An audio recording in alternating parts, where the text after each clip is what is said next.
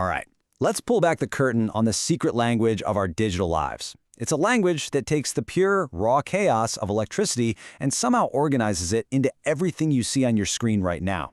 And it all boils down to one single brilliant idea: the byte. Let's get into it. You ever stop and think about this? When you type the letter A on your keyboard, how on earth does a machine, a hunk of metal and silicon, have any clue what that means? It can't read, it doesn't understand language, or does it? Well, at its most fundamental level, all the computer really sees is this: just a chaotic, endless river of ones and zeros. It's a constant flow of on and off electrical signals that by themselves have absolutely no meaning. It's just noise. But somehow, out of that complete chaos, we get order, we get meaning, we get our entire digital world. And it's all thanks to one of the most simple yet powerful ideas in the history of technology, an idea that truly changed everything. Okay, section 1, from chaos to meaning. So how do we do it? How do we build structure from all that electrical noise? Well, the very first step is to stop looking at it as an endless river of data, and instead start scooping it up into useful little buckets. And that right there is the byte. The best way to think about it is like this. If a single bit, a 1 or a 0, is like an indivisible atom of information, then the byte is the first useful molecule. It's a group of exactly 8 bits that can actually hold a piece of information that means something.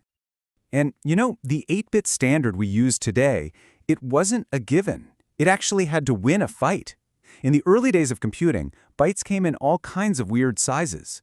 But then, in 1964, IBM made a massive decision for its super influential System/360 computers that pretty much cemented the 8-bit byte as the standard we still use today. Section 2, the magic number 8. But that big decision by IBM really brings up a key question. Why 8? What's so special about that number? Let's use an analogy. A single bit is like one light switch. It can be on, or it can be off. That's it. Not very useful for saying much. But a byte gives you 8 light switches, all lined up in a row. Now you can start making some really interesting patterns. So how many patterns can you make? With 8 switches and 2 possible positions for each one, on or off, the math is pretty straightforward. 2 to the power of 8, and that gives us our magic number, 256. And as it turns out, 256 was this perfect Goldilocks number. It was just right. It's big enough to give a unique code to every single uppercase letter, every lowercase letter, every number from 0 to 9, and all the punctuation we need. All of a sudden, that letter A we started with has its own unique pattern. It was just incredibly versatile. Okay, section 3, bytes in the wild. So that's all the theory. But where do you actually see these little packets of data doing their thing? Let's go find some bytes out in the real world. Take the word hello. To a computer, that's not a word at all. It's just a sequence of 5 specific individual bytes. Each character has its own unique numeric value. We're showing it here in hexadecimal, which is just a numbering system computers are fond of. So yeah, every text file you've ever written is just a long, long list of these bytes. So how does your computer know a picture from a Word document? It uses a kind of secret handshake. The very first few bytes of any file contain what's called a magic number. For example, a PNG image file always starts with this exact sequence of bytes. Your computer reads that and says, "Aha, I know what this is. It's a picture." And what about color? Well, every single tiny pixel on your screen is painted using a combination of 3 bytes. 1 byte tells it how much red to use, from 0 to 255, another does the same for green, and a third does it for blue. So all the millions of vibrant colors you see are just millions of these little 3-byte teams working together. Moving on to section 4, the byte's secret rules. See, it's not enough to just have bytes. For all the computers in the world to communicate without getting confused, they all have to agree on a hidden set of rules, kind of like a grammar for how to read and write these bytes correctly. One of the most important and kind of weird rules is called endianness. It sounds complicated, but the idea is actually pretty simple.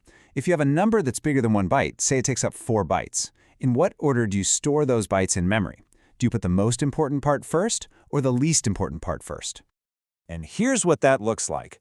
Big Endian stores a number just like we'd read it, from the biggest part to the smallest. But little endian, which is used by processors from companies like Intel, flips the whole thing backwards. Now, neither way is better than the other, but it is absolutely critical that computers on a network agree on which rule to use, or they'll just completely mangle each other's numbers.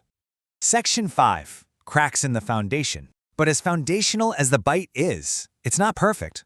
In fact, some of its built-in limitations have created some pretty famous headaches in computing that we've had to get clever to work around. Ah, a classic example.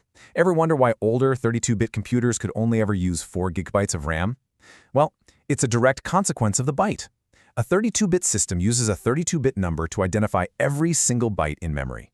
The total number of unique addresses it can possibly create is 2 to the power of 32, which is almost exactly 4 billion. That means it can only talk to 4 gigabytes of individual bytes, creating a hard ceiling.